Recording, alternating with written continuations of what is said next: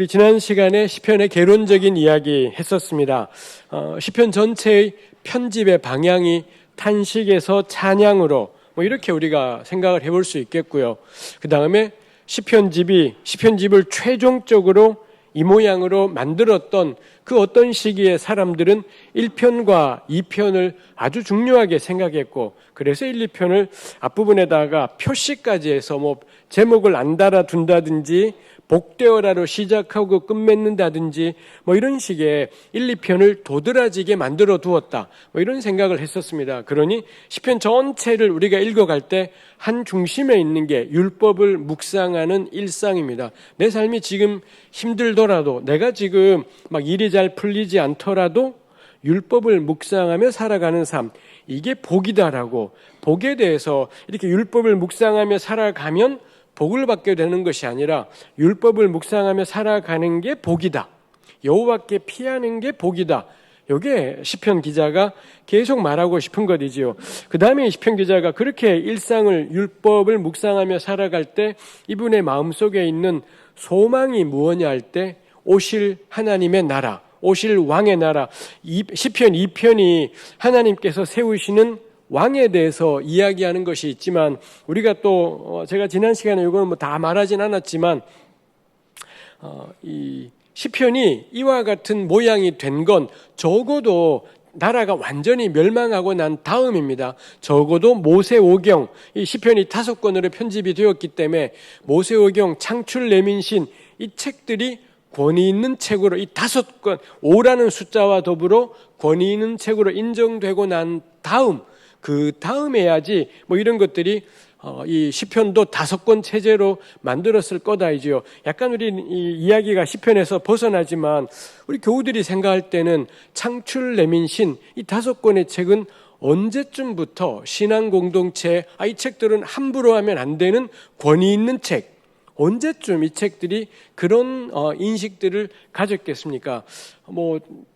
우리 곰곰이 생각을 해보면 모세가 이 출애굽에서 광야 시절에, 그때는 인구의 거의 대부분이 문맹, 글을 읽을 수도 없고, 그 다음에 지금처럼 펜과 종이가 있는 것도 아니고, 좋은 그걸 대체할 만한 좋은 수단이 있는 것도 아니고, 우리 양피지니 파피루스니 이런 것들은 아주 귀한 것들이기 때문에 그 애굽에서 출애굽한 사람들에게 있을 수도 없었을 거고요. 그러니 모세, 우리 창출 레민신의 꽤 많은 내용이 모세로부터 생겨났다 하더라도 지금 우리가 보는 출애굽기, 레위기, 민수기, 신명기 이런 식의 책이라고 할 만한 게 생겨나기는 어려웠을 이야기일 겁니다. 그렇다면 이게 책 같은 걸로 존재하고 그게 모세란 이름하고 결합이 되고 그 다음에 이게 5권으로 존재하고 이게 언제였을까는 만만치가 않은 거죠. 제가 종종 이야기하지만 우리 작년에 개봉한 영화 가운데 천문이라고 세종대왕을 다룬 영화입니다. 세종대왕이랑 장영실이랑 이 사람이 주인공인 건데, 우리나라 영화사에서 세종대왕 다룬 영화는 진짜 많을 겁니다. 근데 배경은 똑같아요. 세종대왕을 다루었지만 그럼 그 영화가 왜 여러 편이 자꾸 제작이 되겠습니까? 뻔한 세종대왕 이야기. 저도 생각을 해보면 한국에 태어나서 제가 그냥 죽도록 텔레비전을 열심히 보다 보면 죽도록 듣게 되는 3명의 형제자매가 세종대왕, 이순신 장군, 장희빈, 이 3명의 형제자매 이야기는 제가 정말 무지하게 많이 듣게 되는, 텔레비전만 열심히 보면 이 3명의 형제자매를 우리가 듣게 되는 것이 있지 않습니까? 뻔한 이야기인데 왜 자꾸 리바이벌이 되고 그러겠습니까? 왜냐하면 이 세종대왕은 변하지 않는 고대 인물이지만 그 사람을 바라보는 각도에 따라, 그 사람을 바라보는 관점에 따라 또 다른 세종, 이게 되지 않습니까? 그럼 그 가만히 존재하는 세종을 바라보는 관점은 철저하게 그 시대를 반영합니다. 그래서 20년 전에 세종대왕을 다룬 드라마나 영화 지금 보면 재미없어요. 재미가 없는 게 똑같은 세종인데 뭐가 달라졌나 싶은데, 그 세종대왕을 다루는 관점이 20년 전의 관점은 지금 우리가 보는 관점으로 보기에는 재미도 없고 이게 안 맞고 그럼 흥미가 없어지게 되는 것이 있지요. 해서 우리가 영화도 마찬가지지만 성경도 마찬가지입니다. 세종대왕을 다룬 영화에는 최소 2개의 시간이 있는 거죠. 배경이 되는 세종대왕의 시대, 그 다음에 또 하나 그 영화의 특정한 관점을 가지고 제작하는 제작자의 시대. 요게 사실은 동일한 세종을 전혀 다른 걸로 그려내게 하더라라는 겁니다. 창출레민신 요 5권의 책에는 천지창조부터 시작해서 모세가 죽는 신명기까지 굉장히 오래전을 다루고 있지만 이게 관건이지 않습니다. 이 창세기부터 모세의 죽음까지를 무슨 시각으로 제작했냐, 어떤 시각으로 천지창조부터 모세까지를 다룬 거지. 그래서 이 창출레민신 5권 안에는 그 영화 이 작품의 배경이 되는 시간이 있는가 하면 이런 5권의 책으로 해서 5권으로 배열하고 모세랑 결부되고 이렇게 만드는 제작자의 시간, 요게 차이가 있겠더라라는 것입니다. 가령 우리 이 나라가 망하기 전에 존재했던 이사야, 예레미야, 에스겔, 아모스, 호세아 이런 예언자들이 있습니다.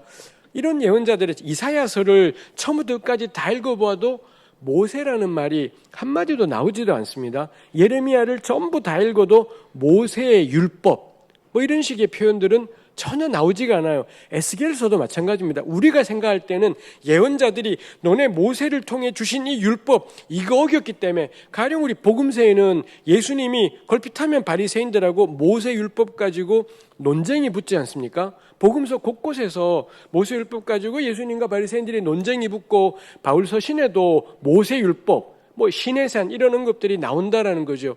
왜 그러냐면 이미 이제 모세 율법 이런 게 전해졌으니까 그러겠습니다만, 왜 예레미야서에는, 왜 에스겔서에는, 왜 이사야서나 호세아, 아모스 뭐 이런 책들에는 모세 율법이라는 말이 왜 한 번도 안 나올까라는 거죠. 아마 가장 자연스러운 건 모르나 보다 라고 생각하는 게 자연스러울 수 있는 거죠.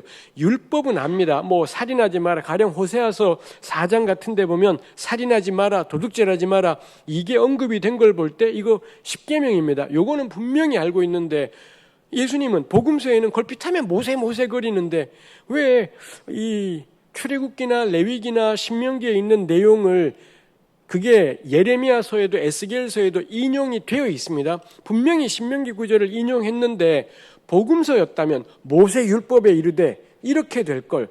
근데 예레미야에는, 근데 에스겔에는 모세라는 말이 일체 안 나오더라라는 거지요. 그렇다면 아마 가장 자연스러운 그림은 창출레민신 이런 내용들을 이스라엘이 꽤 오래 전부터 알았겠지만 이 책들하고 모세란 이름이 결합되어서 5권으로, 이런 인식은 굉장히 나중에, 적어도 이사야, 예레미야, 에스겔이 다 지난 다음에 아마 학자들이 생각할 땐 바벨론 포로 갔다 온 다음에야 이런 생각이 났을 거다라는 겁니다. 그렇다면 시편이 5권으로 된 것도 적어도 그 뒤, 즉 바벨론 포로 갔다가 돌아오고 이 오경이 모세의 이름하고 결합되어서 권위 있는 글로 딱 이 책으로 확정이 되고, 그러고도 좀 지나서야 그 다음에 찬송가 책을 우리 편집을 해야 되겠다. 근데 이 찬송가를 열심히 모으더니 5권으로 나누자. 왜 5권으로 나누느냐?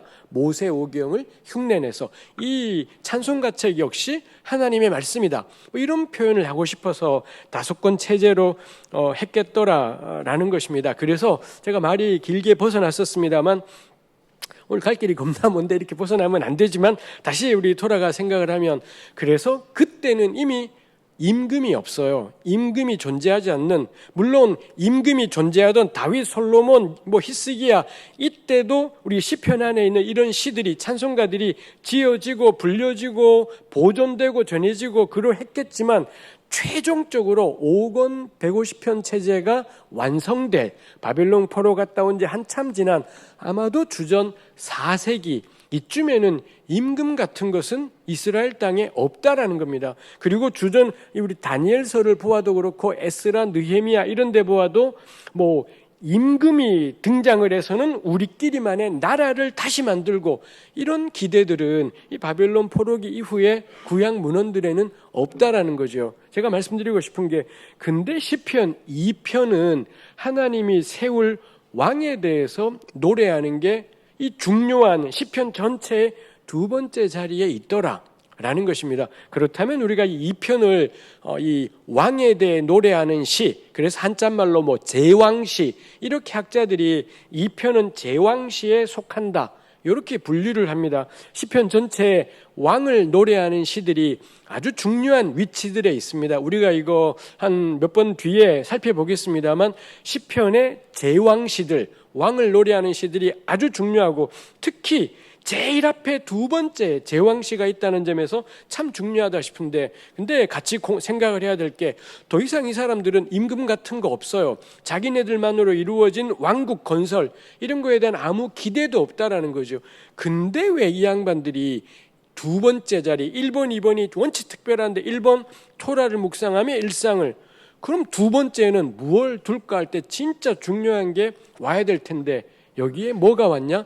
임금에 대한, 임금을 노래하는 시가 왔더라라는 것입니다. 그럼 우리가 그 다음에 생각하는 게, 이 편에서 말하고 싶은 이 왕은 정말 다윗 가문에 누군가 왕이 등장해서는 유대 나라를 다시 회복하고 이런 나라인 것이 아니라 하나님께서 다스리시는 나라, 하나님께서 우리를 친히 다스리시며 인도하실 때, 그때 그 하나님이 다스리시는 나라, 이걸 상징하는 것으로 시편 2편에서는 왕에 대한 노래가 실려 있다라는 거죠. 해서 시편 2편이 왕을 노래하는 시, 혹은 메시아를 노래하는 시, 뭐 이렇게 표현하지만 결국 2편이 말하고 싶은 건 오실 그의 나라, 이제 곧 임할 하나님의 다스리심, 이런 갈망들이 시편 2편에 있는 내용을 요 두 번째 자리라는 아주 중요한 자리에 두게 했더라라는 것입니다. 해서 우리가 시편 전체를 읽어갈 때 일상을, 토라를 묵상하며 그 다음에 오실 그의 나라를 사모하며 이 두 가지 신앙을 붙잡고 매일매일의 삶을 살아가고 새해를 또 맞이하고 또 한 해를 맞이하고, 이렇게 당시에 주전 4세기, 3세기, 2세기, 1세기의 유대인들이 살아갔겠구나, 그 생각을 하면서 시편을 읽어보자라는 것입니다. 지난 시간에 나누어드린 자료에 있었지만 못 다루었던 것이 저자 문제입니다. 시편 곳곳에 시편이 70개가 넘는 다윗의 시, 이 표제에다가 꺽수에다가 다윗이란 이름이 들어가 있더라라는 것입니다. 그래서 교회는 뭐 전통적으로 이런 시들을 다윗이 지었다라고 그렇게 생각을 했었습니다. 문제는 이게 만만치가 않다라는 거죠. 가령 마가복음 12장 36절에 보면 시편 110편을 인용하면서 다윗이 성령에 감동되어 친히 말하되, 이렇게 표현을 했습니다. 우리 시편 110편을 보면 다윗의 시라고 분명히 되어 있고요. 거기 있는 한 구절을 인용하면서 마가복음에서는 다윗이 성령에 감동되어 친히 말하되 라고 되어, 굉장히 센 표현인 거죠. 정말 성령에 감동되어서 다윗이 친히까지 되어 있으니 정말 110편은 다윗이 썼구나, 이런 생각들을 우리로 하게 하는 것이 있습니다. 근데 이게 썩 간단치는 않겠다 싶은 거죠. 제가 어느 구약의 책을 이야기하든 종종 하는 이야기지만, 어떤 책의 저자 개념이라는 게 오늘 우리한테는 명확합니다. 이거 누가 썼어, 저거 누가 썼어, 이게 명료하지만 가령 조금만 옛날로 거슬러 올라가면 심청전은 누가 썼을까요? 심청자매님이 인생을 다 마무리하면서 자기 이야기를 합시고 적은 걸까요? 우리 모르는 거지 않습니까? 장화홍련전은 누가 적은 이야기인 걸까요? 콩쥐팥쥐는 콩쥐자매님이 적었을까요? 팥쥐자매님이 적었을까요? 우리 이런 이야기들은 저자를 이야기하기가 어렵지 않습니까? 이런 것처럼 더 거슬러 올라가고 더 거슬러 올라가면 우리 고대의 책들을 저자 개념으로 접근하는 것이 무리겠다 싶고요. 하물며 시편이 최종적으로 이 5권 체제가 된 건 주전 4세기 정도일 거다 싶은데, 이 가운데는 제가 지난주에 한 것처럼 시편 19편 같은 경우는 사사시대 때 쓰여졌을 것 같다, 이런 시도 있다라는 거죠. 만일 사사시대라면 정말 지금부터 3천 몇백 년 전 이쯤 되는 거죠. 그렇게 오래전에 쓰여진 것을 저자라는 말로 평가할 수 있을까? 쉽다는 점에서 저는 뭐 구약 성경의 어떤 책이든지 저자 관점에서 접근하는 건 적절하지 않을 거다 싶어요. 누가 썼냐보다 저는 훨씬 중요한 게 본문을 읽으면서 이런 이야기는 왜 할까가 있는 거겠죠. 가령 뭐 바울이 갑자기 하나됨을 굉장히 강조해요.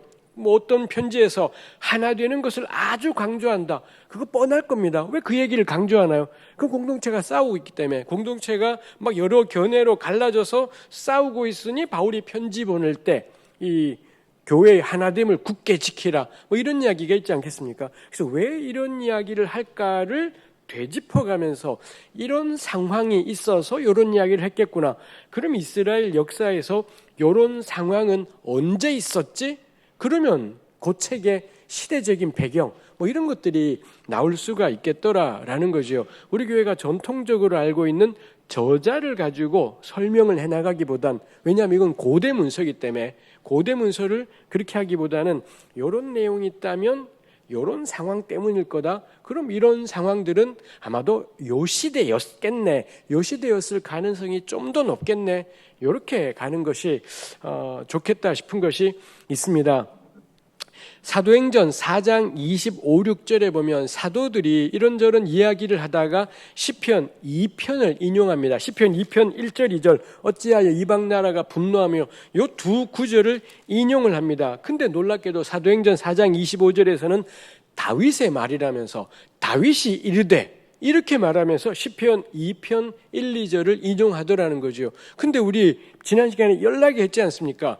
시편에 1권부터 3권까지는 거의 대체로 표제가 있고 없는 건 왜 없는지 설명 가능한데, 특이하게도 1편, 2편만큼은 표제가 없다고 안 붙여두어서 도드라지게 했고, 70인경 헬라어로 번역된 구약성경인 70인경 시편은 심지어 죄다 제목들을 다 붙여두는 표제광이었다라는 겁니다. 근데 70인경조차도 1편, 2편에는 아무런 표제를 안 달아두었더라라는 거죠. 근데 놀랍게도 사도행전, 아마도 주후 1세기 중후반쯤에 쓰였을 사도행전 4장에서는 시편 2편을 인용하는데 다윗이 일렀으되 이렇게 했다라는 거죠. 그럼 궁금해지는 겁니다. 사도행전의 저자, 우리 의사 누가가 저자라고 여겨지는데 그 사도행전의 저자는 시편 2편을 다윗이 말했다고 보는 근거가 뭘까 싶은 거죠. 지금 우리에게 전해지는 히브리말 성경에는 1편, 2편에 다윗 없습니다. 그 다음에 심지어는 아마도 초대교회 사도행전의 저자는 이 헬라어로 된 구약 성경을 읽었을 겁니다. 근데 그 헬라어로 된 구약 성경은 표제 광인데도 불구하고 사방에, 우리 히브리 말로는 74개 정도가 다윗의 시인데 70인경에는 그보다 한 14개 정도 더 많은 거의 90개 가까이 다윗의 시예요.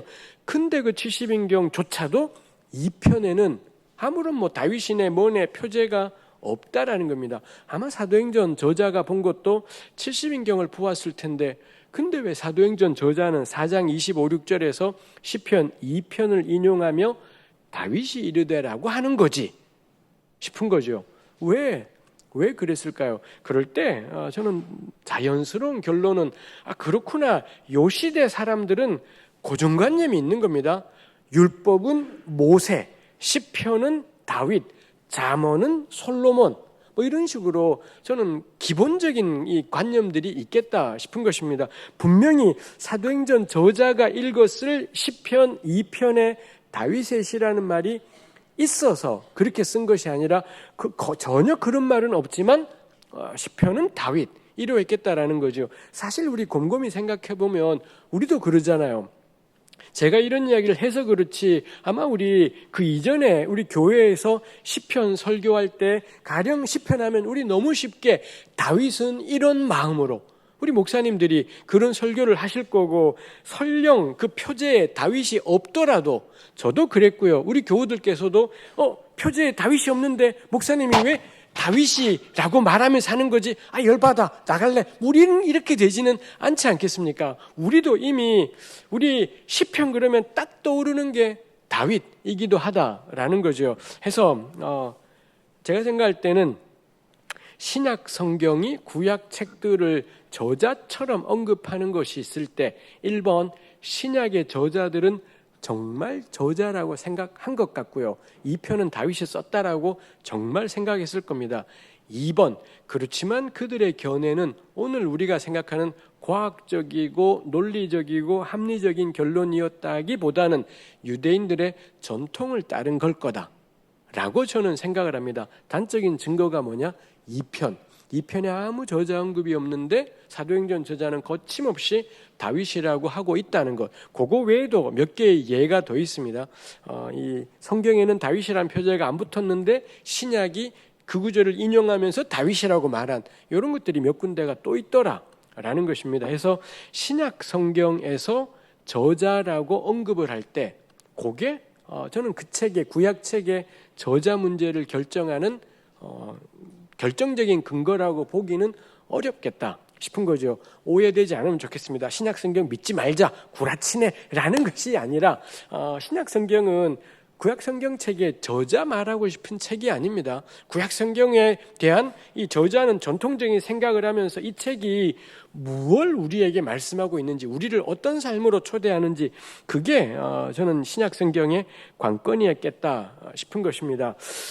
해서 시편의 저자가 다윗이다가 저는 엄밀하지는 않은 표현이겠다 싶어요. 정말로 다윗이 정말 지었던, 우리 열왕기서에 보면, 열왕기나 사무엘에 보면 다윗이 노래를 좋아했고 악기 연주도 좋아했고 그의 악기 연주로 사울이 위로가 되기도 했고 이런 구절이 있지 않습니까? 그래서 오히려 다윗이 하나도 안 썼다고 보는 게 더 이상할 겁니다. 그래서 아마도 시편에 다윗이 정말로 지은 시들도 꽤 있을 거고요. 그렇지만 그게 시편의 다윗의 시라는 말을 오늘날의 저자 개념으로 보는 걸 정당화할 수는 없다라고 생각을 합니다. 그런데 시편 기자들은, 왜 구약의 사람들은 시편에다가 이렇게 다윗의 이름들을 많이 붙여두었더랬습니다. 제가 작년에 우리 19년 12월에 아마 시편 3편 가지고 설교한 적이 있었습니다만 그때 나눈 적이 있습니다.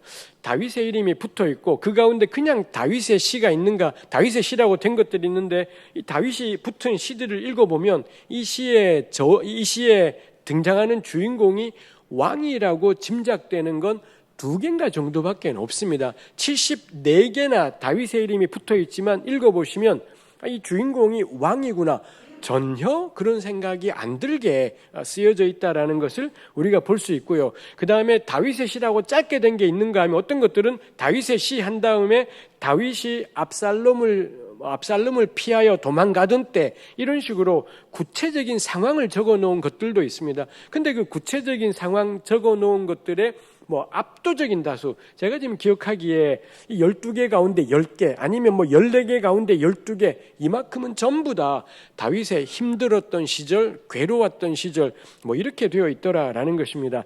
해서 결론적으로 저는 시편은 다윗하고 결부되어 있습니다. 저자네 만에 이런 걸로 결부된 것이 아니라 시편하면 다윗을 상상하도록 만들어주고 있고 다윗을 기억하며 시편을 읽도록 우리를 초대하고 있습니다. 근데 그때의 다윗은 누구냐? 임금 다윗이라기보다는 하나님을 경외하며 일상을 살아가느라 힘겨워하는 하나님의 사람. 요게 시편이 붙잡고 있는 다윗의 이미지 라는 것입니다. 그 점에서 저는 시편의 다윗은 임금 다윗이 아니라 이 시편의 다윗은 가난한 자의 표상이구나, 이런 표현을 할 수 있겠다는 거죠.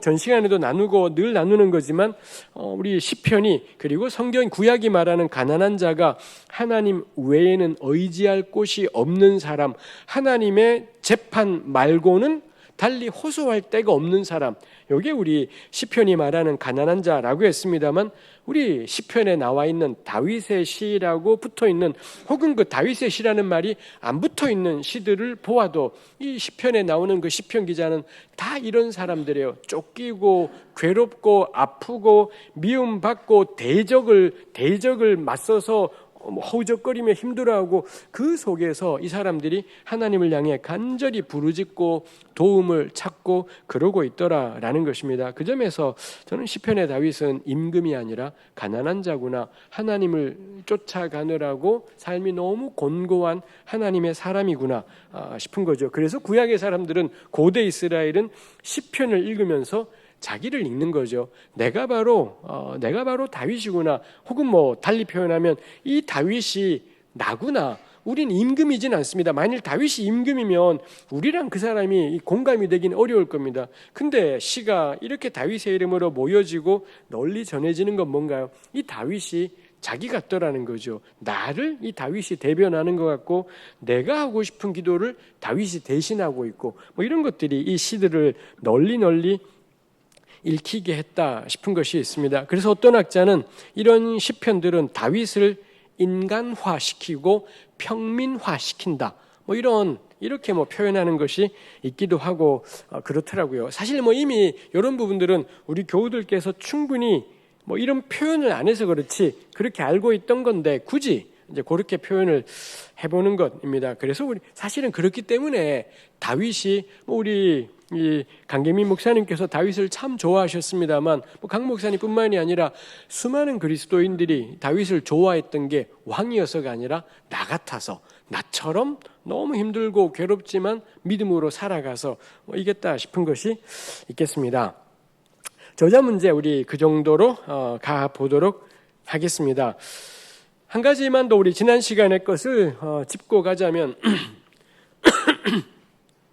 제가 마지막에 후다닥 이야기를 해치웠었습니다만, 그래서 요즘에 시편을 연구하는 사람들은 옛날이라는 게 20세기 중반, 한 1950년, 60년 그때까지는 하나하나의 시들에 대해서 열심히 궁리하기, 하나하나의 시들을 궁리하고 따져보고 이 시가 왜 쓰여졌고 어떤 배경이고 이런 걸 했다면 1960년대 이래로 시편을 연구하는 사람들은 지금도 마찬가지인 거고요. 시편 집이 왜 이렇게 모였을까? 왜 이렇게 5권 150편 체제로 모았고, 제가 지난번 마지막 끝내면서 질문처럼 던졌지만 왜 1권에는 이런 시들을 모았지? 왜 요 시 다음엔 요게 오지? 왜 이거 다음엔 저게 오지? 이런 것들이 우리 20세기 중반 이래 지금까지 시편 연구의 경향이라고 할 수 있습니다. 그래서 이거를 그 전까지는 하나하나의 시편이었다면 요즘은 시편집의 최종 형태, 말이 그럴싸한 말입니다만 시편집의 최종 형태, 이 5권 150편 체제로 되어 있는 이 최종 형태를 관심을 가지면서 왜 3권에는 이런 게 모였지, 왜 4권에는 저런 게 모였지, 요걸 따지는 거고요. 그 다음에 또 중요하게 발견하는 게 2편에 제왕시가 있네. 1권의 제일 앞부분인 2편에 제왕시가 있다는 건데, 2권은 42편부터 72편입니다. 2권 마지막 72편이 또 제왕시이더라는 겁니다. 3권은 73편부터 89편까지입니다. 3권 마지막 89편, 요게 또 제왕시이더라는 거죠. 이걸 발견하고서는 이건 뭐지 싶은 겁니다. 1권 시편집 전체의 가장 중요한 처음 두 개의 하나에 제왕시가 있고, 2권 마지막에 제왕시, 3권 마지막에 제왕시에서 이거를 그전에는 한 번도 이상하게 생각하지도 않았고 궁금해하지도 않았고 그랬다라는 걸 발견도 잘 못했던 건데, 이거를 하여튼 어떤 학자들부터 궁금해하기 시작하면서 왜 이 자리에 이렇게 배열했을까 하는 것이 되는 거죠. 요거 우리 제왕시의 중요한 위치에 대해서 우리 나중에, 오늘 말고 다음에 우리 생각을 해보도록 하겠습니다. 그래서 우리가 그 생각하면서 시편을 읽어보자라는 거죠. 하나하나의 시마다 얘는 왜 여기 있을까? 이게 다 따지자는 게, 혹시 한번 시편 이번 주 읽으면서 해보려고 하셨던 적 있습니까? 대번에 느낄 겁니다. 못하겠다, 나 이거. 못하겠다 싶은 것이 있습니다. 정말 쉽지 않은 것입니다만, 하여튼 이유는 그럴만하다 싶습니다. 분명히 사람이 배열한 것이지만 그렇게 배열하게 된 이유가 있었을 것이기 때문에 하여튼 생각해 볼 만하다 싶고, 적어도 한 권 전체가 말하는 것에 대해서 궁리해 볼 만하다 싶은 것이 있습니다. 이제 우리 개론적인 이야기는 이 정도로 하고 오늘 우리 나누어 드린 자료에 있는 내용으로 한번 생각을 해보도록 하겠습니다.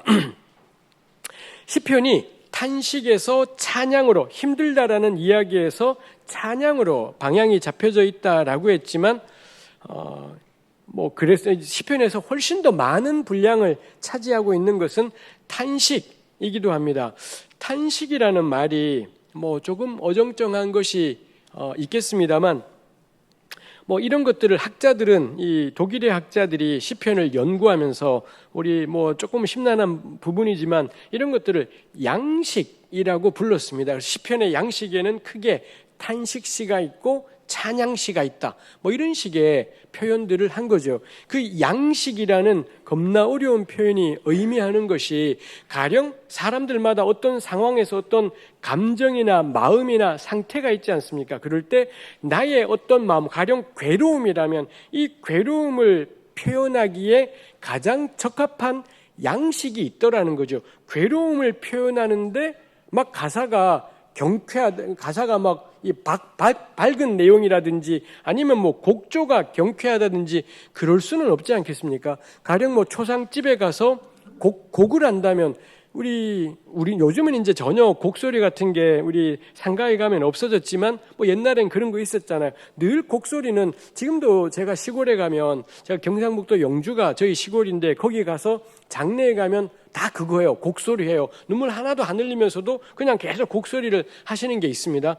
거기도 딱 정해진 소리가 있고 방법이 있잖아요. 그런 경우 슬픔을 표현하기에 가장 적합한 틀이 있다. 이런 것일 겁니다. 그런 것처럼 구약 성경의 시편도 학자들이 읽고 또 하다 보니 어떤 상태를 표현하기에 딱 맞는 문학적인 틀들이 있더라는 거고요. 그래서 괴로움과 고통, 막막함 이런 것들을 표현하기 위해서 어떤 특정한 틀을 사용해서 표현했고, 그걸 가리켜서 사람들이 탄식시라는 양식이다라고 했고, 혹은 이 하나님을 높일 때는 찬양시 이런 식의 적절한 이 자기 것을 표현하기에 적합한 틀들이 있더라라는 것입니다. 그래서 제가 지금 하는 이야기가 들으시면서도 심란하다 싶은 것이 있겠습니다만 하여튼 두 가지가 있는 거죠. 내가 말하고 싶은 게 있어요. 말하고 싶은 건 힘들어요. 너무 괴로워요. 절망적이에요. 요게 있는 거고요. 근데 그거를 아무렇게나 표현하지 않고 아무렇게나 표현해버리면 이게 다른 사람들도 같이 공감하기는 쉽지 않고 아무렇게나 표현되어버리면, 그럼 각 사람이 다 자기 마음대로 표현해버리면 이게 함께 고백되고 함께 불려지기는 어려울 겁니다. 그러니 이런 괴로움과 슬픔들을 표현할 어떤 표준적인 무언가는 있어야 되고, 그런 것들을 빌어서 표현하고 있더라는 거죠. 내 마음, 나의 이 괴로운 상태가 있고, 이건 주관적인 거죠. 이런 상태를 객관적으로 표현하는 것, 요게 이제 양식이더라라는 것입니다. 양식이 탄식시라는 양식이 있고, 그걸 통해 괴로움과 슬픔을 표현하는 거죠. 왜 시편에는 이 탄식시로 분류되는 것들이 찬양시보다 더 많을까 싶은 거죠. 왜 하나님을 경외하며 살아가는데 탄식이라는 이런 현상들이 생기는 걸까 할 때, 탄식시의 배경으로 우리가 생각해 볼 수 있는 게 가장 대표적인 게 광야일 겁니다. 하나님께서 분명히 건지시겠다, 약속의 땅을 주시겠다 해서 이스라엘을 끄집어 내었는데, 근데 그 이스라엘은 광야 40년 동안을 걸어가야 되었고요. 걸어가는 내내 우리 구약 성경의 민수기 같은 책을 보면 이 사람들이 줄기차게 하는 게 불평이었더라라는 것입니다. 계속 하나님을 향해 불평하는 거죠. 이 사람들의 불평에 한마디로 표현하면 출애굽기 17장 7절에 그런 말씀이 있는데, 여호와께서 우리 중에 계신가 아니 계신가. 이게 광야 40년 내내 이 사람들을 힘들게 했던 겁니다. 우리가 지금 출애굽기나 민수기를 읽으면 배고프다면 만나가 오고, 만나가 내리고 메추라기 날아오고, 목마르다면 반석에서 물이 나오고, 뭐 하나도 문제 없었을 것 같은데, 홍해가 가로막고 있으면 그거 갈라버리고 뭐 하나도 문제가 없었을 것 같지만 당연히 이건 성경이 그렇게 표현이 된 걸 거고요. 근데 이 사람들이 40년 내내 여호와께서 우리 중에 계신가 아니 계신가 이런 불평을 끝없이 했다라는 것은 거꾸로 말하면 정말로 이 광야 생활은 힘들었던 세월이겠다라는 거죠. 우리가 지금 기억에 남아있는 건 배고프다 하면 응답하셨던 것, 목마르다 하면 반석이 깨져서 물났던 것, 이런 것들이 딱딱 기억나기 때문에 기도만 하면 하나님 다 주시네, 이런 생각을 하지만, 아니 그런다면 누가 불평하겠습니까? 우리도 마찬가지잖아요. 그런다면 누가 불평하고 원망하겠습니까? 근데 광야 40년 내내 이 백성들이 계속 여호와께서 우리 중에 계신가 아니 계신가 이런 이야기를 했다라는 건 하나님을 믿고 약속의 땅을 향해 걸어가는 삶이라는 게 실제로는 안 계신 것 같은 현실을 계속 걸어갔겠구나 싶은 것을 생각하게 되는 거죠. 광야 생활이 정말 쉽지 않았다라는 것을 이 백성들의 끊임없는 불평이 거꾸로 보여주고 있다 싶은 것입니다. 이런 식의 이 하나님 백성으로 살아가는 삶의 어려움들을 잘 보여주는 책이 우리 예레미야 같은 예언자의 글도 있겠고요. 혹은 욥기 같은 책, 욥기 전체가 사실 하나님을 믿고 걸어가는데 앞이 하나도 보이지 않는 삶, 그게 우리 욥기 안에 담겨 있기도 하고 그렇더라라는 것입니다. 그래서 우리 시편 안에 오히려 찬양보다 탄식이 더 많다라고 했지만 시편에만 그런 것이 아니라 곳곳에 이 출애굽 이후의 광야 시절 예레미야에서도 욥기에서도 곳곳에서도 신음하며 탄식하는 것들을 볼 수가 있더라라는 것입니다. 구약의 시편 말고 여기저기에 있을 뿐만이 아니라 구약 성경 말고 외부의 문헌, 고대 중동 문헌에도 이런 신이 안 계신 것 같은 삶 때문에 힘들어해서 그래서 막 탄식하는 시들이 고대 중동에도 있다라는 게 막 발견이 되고 해석이 되고 그랬던 것이 있습니다. 거기 고대 중동 문헌에서 신이 없는 것 같아서 불평할 때, 괴로워할 때 거기 쓰인 글의 양식, 틀이라는 것이 구약 성경 시편에 있는 것하고 거의 똑같다라는 것도 우리가 확인할 수가 있습니다. 그래서 아마도 그래서 짐작할 수 있는 게 아마 이 고대 사람들이 자신들의 삶의 괴로움을 표현할 때 일정한 형식은 어디에나 다 있었구나 싶은 생각도 하게 되는 거죠. 가령 아마 오늘 나눠드린 자료에 제가 신바벨론 왕국 시기에 쓰여진 이슈타르에게 드리는 탄식의 기도, 요거 제가 나눠드린 글에 포함을 시켜 두었을 것 같습니다. 신바벨론 왕국 시기면 대개 예레미야 시기입니다. 그때 이슈타르라는 고대 중동의 여신이 있는 거고요. 그 여신을 향해 어떤 신앙인이 힘들다면서 기도를 하는 겁니다. 거기에 보면 조금 생략하고 보면 오 나의 여신이여 언제까지 나의 대적들이 나를 얕보게 하시렵니까? 내가 밤낮으로 비둘기같이 신음하오니 내가 애통하여 우나이다. 신음소리와 더불어 내 영혼이 눌리오니 나의 기도를 들으소서. 오 나의 여신이여 언제까지 내게 진노하시어 당신의 얼굴을 내게 가리시렵니까? 이런 내용이 있습니다. 이거 느낌이 오잖아요. 오 나의 여신이여 때문에 썰렁하지, 그거 빼버리면 그걸 여호와여라고 해버리면 사실 이게 누구한테 하는 기도인지를 못 찾을 겁니다. 이렇게 고대 중동 문헌에도 시편의 탄식시랑 거의 똑같은 표현이 나오는 걸 볼 때 요 시대 사람들은 비슷한 방식으로 이런 괴로움들을 표현했구나라는 것을 알 수가 있을 겁니다. 당연히 실제 사실은 이스라엘이 이런 탄식의 기도를 열심히 하다 보니 고대 중동으로 퍼져나갔기보다는 고대 중동이 다 이런 식으로 신의 부재, 자기네 신이 자기를 돌아보지 않는 것 같은 괴로움, 이걸 겪으면서 이런저런 글들이 쓰여졌고 그게 이스라엘에도 영향을 주었을 거다 이런 생각을 해볼 수 있겠죠. 해서 자기네 신이 없는 것 같은 현실 속에서 탄식하는 건 이스라엘이나 고대 중동이나 공통되구나라는 겁니다. 그럼 뭐가 다른 걸까 싶습니다만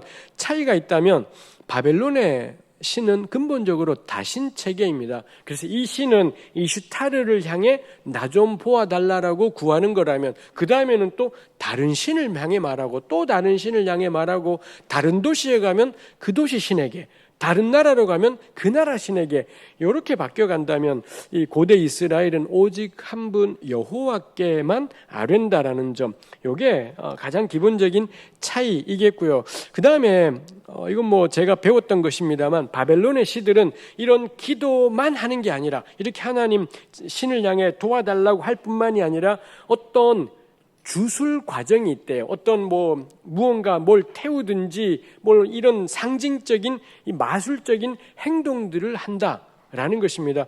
그렇게 하는 까닭이 이게 일종의 악령을 몰아내는 이 자기네 이슈타를 향해 기도하면서 못된 영이 자기 삶을 이렇게 쑥밭으로 만든다 싶으니 그 못된 영을 추방하고 몰아내는 어떤 행동 같은 걸 하면서 또 이슈타르에게 기도도 하고 그러더라라는 거죠. 그에 비해 구약 성경의 시편은 혹은 구약 성경의 시편뿐 아니라 사무엘이나 열왕기 다른 책에 나오는 기도하는 모습에는 기도가 있지 그 기도를 수반하는 무언가는 없더라라는 거죠. 우리 열왕기상 18장에 보면 이 바알 선지자들이 자기네 바알에게 기도하면서 자기 몸을 찌르고 제단 주위를 뱅뱅 돌고 이런 의식들을 거행하는 게 있고, 엘리야는 그런 거 하지 않지요. 그런 거 하지 않고 오직 하나님 하고 하나님께 아뢰는 것이 있더라는 것입니다. 그럼 왜 바벨론의 기도자들은 기도만 하는 것이 아니라 어떤 주술적인 행동들도 같이 하는 거지 할 때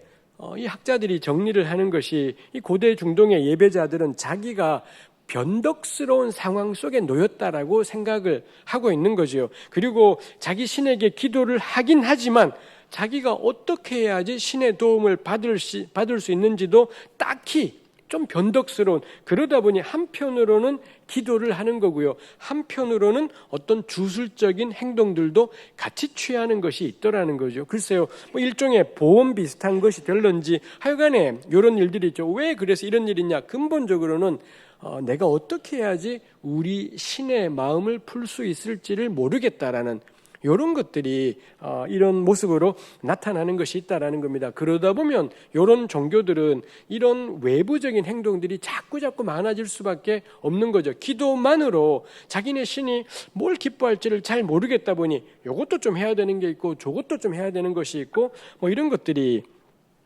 있게 되더라라는 것입니다. 그래서 그 다음에 나오는 결과가 이 고대 중동의 특히 바벨론 같은 것의 탄식시들은, 아까 우리 이스타리 여신에게 기도를 보았습니다만 이런 시들은 자기가 무엇을 잘못했는지 죄 고백에 대한 내용이 굉장히 길더라라는 거면 내가 뭘 잘못했고 막 고백들을 하고 있더라라는 거죠. 왜 그렇게 죄 고백이 많을까라는 것입니다.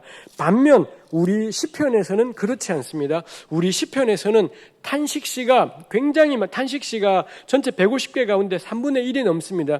3분의 1이면 50개 정도인 거잖아요. 50개 정도의 시에서 내 죄 때문에 하나님이 화나셨군요 라고 인정하고 있는 건 5개가 되지 않습니다. 엄밀하게는 한 2개 정도가 있는 거고 나머지는 약간 언급하는 거고 이렇고요. 심지어 시편 44편 이런 데 보면 자기 삶이 너무 괴로운데 시편 기자 뭐라 그러냐? 하나님 당신 때문이라고. 나는 하나도 잘못한 것이 없는데 하나님 당신 나한테 왜 이러냐고. 우리 이런 시가 욥기에도 있지 않습니까? 욥도 역시 하나님을 향해 하나님 법정에 출두하시라고 아예 하나님을 고발을 해버리는 이런 것들이 있다라는 겁니다. 근데 이런 욥기 같은 시편 44편 같은 이런 것은 고대 중동 시에서는 상상도 할 수 없는 일이었다라는 거죠. 안 그래도 지금 신이 열받아서 씩씩대고 있는데 난 지금 근데 그 신이 뭐가 화났는지는 모르겠고 어떻게든 잘 보여서 해소가 돼야 되는 겁니다. 그러다 보니 예배자가 어떻게 하느냐? 온갖 죄를 다 끄집어내는 거죠. 모든 죄를 다 끄집어내면서 왜 죄를 많이 끄집어내나요? 혹시 뭐라도 하나 신과 문제가 생겼던 그게 딱 얻어 걸리게 되면 그럼 상황이 종료되는 것이다 보니 막 그렇게 되는 거죠. 제가 농담처럼 언제 나눈 적이 있지 않습니까? 우리 형제님과 자매님이 겁나 사랑하며 살지만 가끔 자매님들이 열받을 때가 있잖아요. 그때 문제는 형제들은 이 자매님이 왜 열받은지를 모른다라는 거죠. 옛날에는 그래도 몇 년 전만 해도 남녀 탐구 생활이 있었지 않습니까? 그래서 좀 알려주기도 했는데 요즘은 그 프로 안 하잖아요. 그러다 보니 이 형제님들은 이 자매님이 왜 화가 났는지 모르고요. 그럴 때 형제님은 끝까지 버텼어야 되는데 이 자매님이 계속 화가 나서 말도 안 하니까 결국 형제님이 못 견디고 자기야 내가 잘못했어 그러는 거죠. 그러면 끝난 겁니다. 그럼 자매님은 때가 온 거죠. 회심에 싹 돌아서건 뭘 잘못했는데 그럼 이제 죽음인 거죠. 왜냐하면 형제는 아무 생각이 없거든요. 그래서 그때부터 이 형제님이 뭐 하는가요? 뭐였을까 막 쫙 생각을 하면서 그거 사태를 악화시켜요. 왜냐하면 이 사태를 그럴 때는 난 잘못한 거 없어. 끝까지 버텼어야 되는데 잘못했으면 잘못했다 하고 아니면 끝까지 버텨야 되는데 이제 그때부터는 이제 골치 아파지게 되는 것이 있더라라는 겁니다. 이거 농담 같지만 왜 고대 바벨론의 탄식시는 죄 고백이 기냐? 왜냐? 자기네 신이 뭐 때문에 화가 났는지를 모르겠다라는 겁니다. 자기네 신이 무엇을 싫어하는 건지, 내가 재물이 좀 시원찮았던 건가, 내가 요즘 기도를 좀 적게 했던 건가, 뭐 때문에 이게 불확실하다 보니 온갖 이야기들을 두리뭉실하게 다 하면서 그러면서 뭐 하나 얻어 걸려서 신의 진노가 풀리기를 그렇더라는 거죠. 그에 비해 욥은 자기 잘못이 뭔가를 들여다보지 않습니다. 무협이 뭐 죄가 하나도 없다는 것이 아니라 혹시 이것 때문에 혹시 저것 때문에 사실 욥의 새 친구들이 욥에게 줄기차게 하는 말이 너 뭔가는 하나님을 열받게 한 게 있을 거다. 새 친구들은 계속 그 얘기를 하고 욥은 인정할 수가 없는 거죠. 이거는 내 문제가 아니라 하나님 문제라고 하나님께서 이거는 잘못하시는 거라고 이렇게까지 가버리는 게 있다라는 겁니다. 놀랍게도 욥기 마지막 42장에 가면 하나님이 뭔가는 너 문제가 있을 거야라고 했던 새 친구들을 꾸짖고요. 그리고 계속 하나님을 심지어는 고발하면서 이걸 우리가 요즘식으로 말하면 탄핵인 겁니다. 하나님을 탄핵하면서 하나님 법정에 출두하시라고 뭐 욥기 38장에 그런 내용이 있습니다. 법정에 출두해라. 이렇게까지 이야기해버리는 것이 32장이든 하여튼 그렇게 있습니다. 하여튼 이렇게까지 나왔던 욥인데 하나님께서는 뭐라 그러냐? 새 친구들 향해 너희들의 말은 욥의 말처럼 정당하지 못하다라고 오히려 새 친구들의 말을 새 친구들을 꾸짖더라라는 거죠. 더 문제는 새 친구를 꾸짖는데 그냥 꾸짖는 정도가 아니라 욥기 42장에 보면 분노하셨다라고까지 되어 있고요. 그래서 새 친구 보고 너 욥한테 찾아가서 7마리의 양과 7마리의 기억이 불확실하면 하여튼 2종류의 가축인데 7마리의 양과 소였다면 7마리의 양과 7마리의 소를 끌고 가서 욥한테 가서 제사 드려라. 욥이 용서해 주면 뭐 상황 끝 이러는 거죠. 우리 레위기 같은 데 보면 보통 우리가 잘못하지 않습니까? 잘못을 깨달았다. 그러면은 일반 평민은 어린 양 한 마리를 끌고 가는 겁니다. 어린 양 한 마리 끌고 가면 하나님 잘못했어요. 인정하면 끝나는 것이지요. 근데 욥의 새 친구들은 7마리의 양과 7마리의 소와 우리 구약의 숫자 7은 상징이잖아요. 하나님의 완전 뭐 이런 숫자인데 이 7마리의 양과 7마리의 소를 가져가서 제사 드려라라는 건 뭔가요?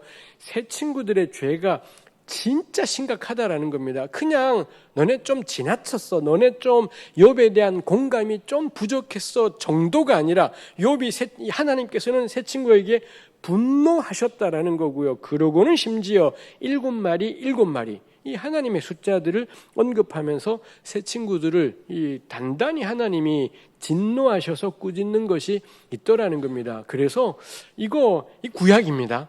고대 중동의 신에게서는 발견할 수 없는 고대 중동의 예배자들은 자기네 신이 뭘 좋아하는지 뭘 싫어하는지를 몰라서 전전긍긍해요. 뭐 어떤 것 때문에 혹시라도 재수가 이 애군이 들어와서는 악한 것들이 들어올까봐 신이 열받아 할까봐 전전긍긍 동쪽으로 가서 조심해야 되고 서쪽으로 가서 조심해야 되고 이런 것이 있습니다. 근데 욥은요 하나님을 심지어 탄핵까지 하는 제가 이 말을 자꾸 하면서 약간 조심스러운데 우리도 탄핵하자가 아니라 우리는 탄핵 당할 존재인 거겠습니다만 말하고 싶은 게 그리고 시편에 탄식시가 그렇게 많지만 내 죄 때문이다라고 몰아가는 시가 진짜 극소수라는 점이 우리도 우리 죄를 들여다보지 말자 라고 말하는 것이 아니라 이 차이가 뭔가요? 바벨론의 탄식시와 시편의 탄식시가 굉장히 비슷한데 중요한 차이가 하나가 뭐냐?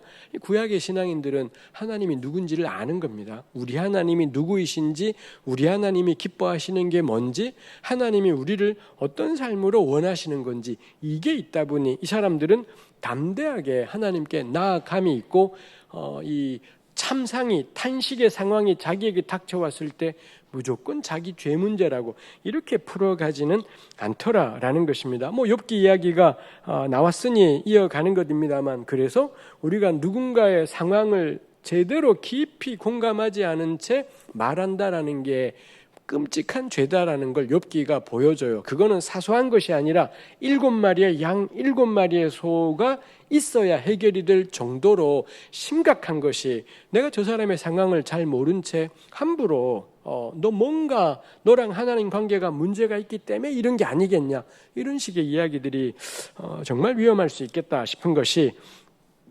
있습니다. 이런 상황들이 우리 탄식과 연관되어 있는 상황이지요. 이런 탄식의 상황에 가장 대표적인 예가 우리 예수님이겠습니다. 예수께서 하나님의 아들이신 예수께서 이 땅에 오셔서 걸어가셨던 주님의 삶이 그 탄식의 모습을 보여준다 싶고요. 특히 예수께서 십자가에 못 박히신 다음에 부르짖으셨던 나의 하나님 어찌하여 나를 버리셨나이까, 그 유명한 십자가에서의 한마디가 시편 22편을 인용한 겁니다. 근데 그 시편 22편이 우리 양식에 따른 분류에 의하면 탄식시라는 거지요. 결국 예수께서 십자가에서 외치셨던 말들 가운데 2-3마디 정도가 시편의 탄식시를 예수님께서 인용하신 것을 볼 수가 있습니다. 해서 예수님의 십자가는 이 시편에 나오는 탄식의 단적인 예구나라는 것도 우리가 생각해 보게 되는 거고요. 그리고 예수님이 십자가에서 시편의 탄식시를 인용하셨다라는 게, 이 탄식이라는 게 부정적인 상황, 잠시 있다가 반드시 없어져야만 되는 상황이다라기보다는 이게 하나님의 사람으로 살아갈 때 본질적인 과정이구나라는 것도 우리가 같이 생각해 볼 수 있겠다 싶은 것입니다. 제가 우리 은혜교회 교우들하고는 몇 번 나눈 적이 있습니다만, 탄식이라는 용어 자체는 부정적인 뉘앙스가 있지요. 그렇지만 시편이나 시편 기자들의 탄식은 그런 부정적인 이미지 같지는 않습니다. 이 시편 기자들은 자기 삶에 임한 재난, 그것 자체에 관심이 있다라기보단 그 재난을 주관하고 다스리시는 하나님께 대한 신뢰가 있기 때문에 그 하나님께 이 시편 기자들이 아뢰는 것이 있지요. 그래서 탄식이라고 하지만 이 탄식이라는 말을 다른 말로 번역을 하면 불평이라고도 번역할 수가 있습니다. 한자말의 불평은 이 아니다라는 한자말하고 고르지 않다, 평평하지 않다가 같이 있지 않습니까? 결국 불평은 나 못해요, 나 싫어요 이런 거라기보단 나 지금 상황이 고르지 않아요, 나의 지금 상황이 어딘가 문제가 있어요, 요게 불평일 겁니다. 역시 제가 나눈 적이 있습니다만, 사실 제가 이 설교나 강의를 하다 보면 이 표현을 되게 많이 씁니다. 제가 말씀드린 적이 있지만, 전에 나눈 적이 있지만, 제가 어떤 분이 전 지적하시더라고요. 목사님 그 표현 안 쓰셔도 될 것 같다고, 우리가 기억도 못하거니와 자꾸 그럴 필요는 없을 것 같다 싶은데, 저는 말하다 보니 내가 말한 기억이 나서 안 할 수는 없어서 계속 합니다만, 사실 우리 교우들께서 다 잊어먹기도 했을 거고 그렇다 싶지만 하여튼 떠오르니 별 수 없이 그렇습니다. 제가 유학 가서도 그랬더랬습니다. 저는 경상도 남자는 그래서 말을 가능한 한 적게 하고, 어지간하면 다 누가 알아서 하려니 제 밑으로 여동생 셋 이랬고, 제가 첫째였고 그랬으니 어머님이 다 알아서 하시고 그랬더랬습니다. 하여튼 그렇다 보니 유학 가서도 기숙사에서 뭐가 문제가 있었습니다. 당연히 이거 문제가 있으니 저는 그렇게 생각했어요. 당연히 이건 학교가 알아서 하겠지. 알아서 하지 않더라고요. 그건 내가 찾아가서 이 방에 뭐가 문제가 있습니다라고 말하면 왜 말하지 않았냐고, 말했더니 당장에 이게 해결이 되는 건데 말을 하지 않은 채 몇 달을 겁나 불편한 채로, 이게 제 방만 있던 문제가 아니라 그 옆에도 다 문제가 있었고요. 그래서 이 학교가 알고 있는 건데 당연히 이거 하면서 제 것도 할 줄 알았는데 아무것도 하지 않아서 제가 몇 달이 지나서 너무 힘들어서 이거 왜 안 해주냐고. 그래? 아무 문제 없는 줄 알았지. 말하지 그랬어. 뭐 이런 것이 있었습니다. 제가 힘들었던 게 얘네들은 그냥 힘들면 힘들다고 해야 되는 거고, 나 이거 고르지, 이거는 원망하는 자세가 아니라 싸우려는 자세가 아니라 나 고르지 않아요. 나 지금 상황이 쾌적하지 않아요. 였던 겁니다. 근데 제가 그거를 잘 말하지 못했던 것이 있습니다. 시편에 탄식이라는 말, 이거 다 독일학자들이 만든 단어를 번역한 건데, 탄식이라고 번역할 수도 있지만 불평이라고 번역할 수도 있습니다. 그 불평이라는 게 뭐냐? 하나님, 저 고르지 않아요. 그러니 저 죽어버릴래요. 이게 아니라 저 지금 상황이 고르지 않아요. 제 삶이 너무 고르지 않고 제 심령이 너무 고르지 않아요. 하나님께 아뢰는 것이더라라는 것입니다. 그래서 이렇게 자기가 고르지 않다라는 걸 하나님께 아뢰는다라는 건 뭔가요? 이 시편 기자는 하나님이 그의 왕이구나, 하나님이 그의 주가 되시는구나, 그러니 그분께 나와서 하나님 저 고르지 않아요 라고 하는 것이겠죠. 해서 저는 이 탄식은 찬양이구나 싶은 거죠. 왜냐하면 하나님만이 자기의 고르지 않음을 해결할 수 있어서 다른 사람을 찾아가는 게 아니라 하나님을 향해, 하나님 저 고르지 않아요, 하나님 저 너무 괴로워요, 너무 고통스러워요 아랜다라는 점에서 이 시편 기자의 탄식은 사실은 신세 한탄이 아니라 원망이 아니라 찬양이었구나. 하나님 당신만이 저의 비빌 언덕입니다. 하나님 당신만이 저의 능력입니다. 요게 탄식이겠구나 싶은 것입니다. 탄식시는 개인 탄식시가 있고 공동체 탄식시가 있습니다. 이거를 식별하는 건 아주 쉽습니다. 나가 등장하면 개인 탄식시고요.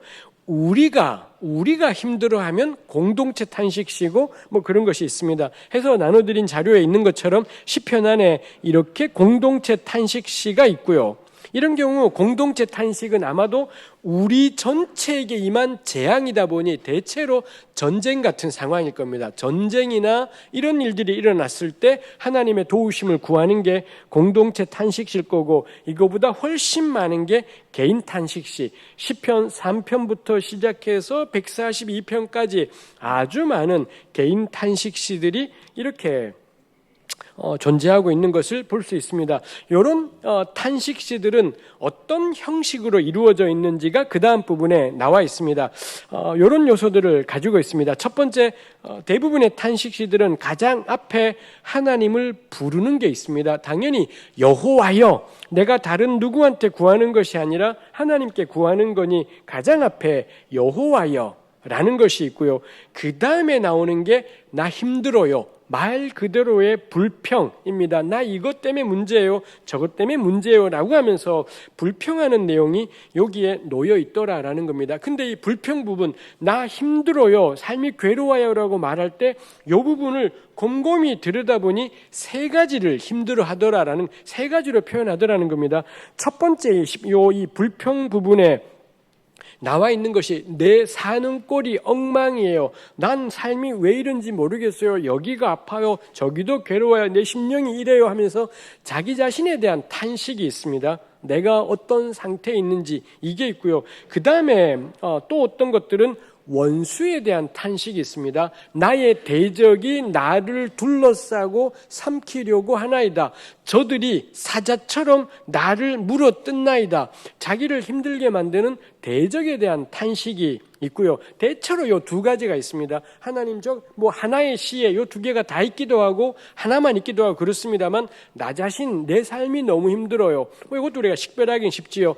나는 어떠하오니 이런 식의 말씀이 나오는 거고, 그 다음에 대적에 대한 탄식 혹은 원수에 대한 탄식, 나의 대적들이 어쩌고 저쩌고 이 원수들을 고발하는 이런 내용이 이게 기본적으로 있습니다. 해서 우리 탄식시 여호와여 한 다음에 힘들다라는 이야기를 할 때 나 힘들다라는 것은 뭐가 있는 건지, 그 다음 원수에 대해서는 무엇을 말하는지를 볼 일인 거죠.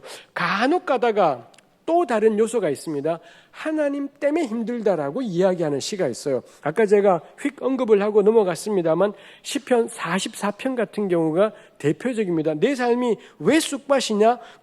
내 문제도 아니고 원수도 아니고 하나님 당신 때문이라고.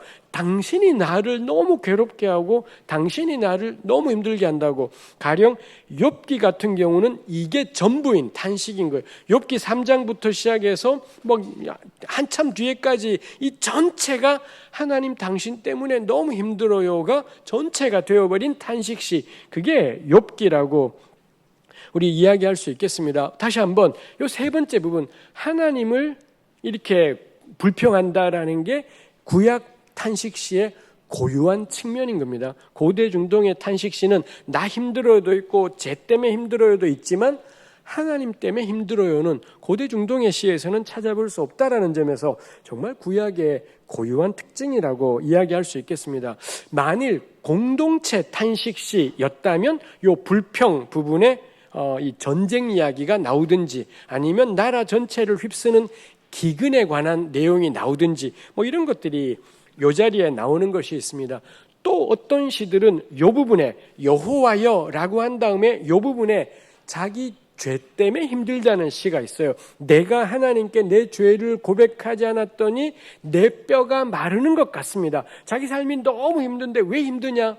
이 대적 때문이 아니라 내 죄 때문이다. 이런 시들을 가리켜서 참회시라고 그렇게 부릅니다. 가장 대표적인 게 시편 51편 같은 뭐 이런 시들이 있기도 합니다. 근데 아까 말씀드린 것처럼 자기 죄 때문에 힘들어야 하는 시가 시편 전체에서 굉장히 적다라는 게 또 우리 구약 탄식시의 아주 특징이기도 하고 그렇습니다. 첫 번째 요소가 부름이 있었고요. 여호와여. 두 번째 있는 게 불평, 나 힘들어요. 근데 이 불평 부분은 나 힘들다, 쟤 때문에 힘들어요, 하나님 때문에 힘들어요. 이 세 가지 요소가 있다라는 겁니다. 그래서 개별 시편들을 볼 때마다 이 셋 중에 뭐가 나타나고 있는 거지? 그거 우리가 표시할 만 하겠습니다. 그리고 그 다음에 등장, 나 이리 겁나 힘들어요 라고 말한 다음에 그 다음에 등장하는 게 그러나 당신 여호와여 주는 나의 방패시니이다. 이런 내용이 나옵니다. 이걸 학자들은 신뢰의 고백이라고 이 요소에 이름을 붙였습니다.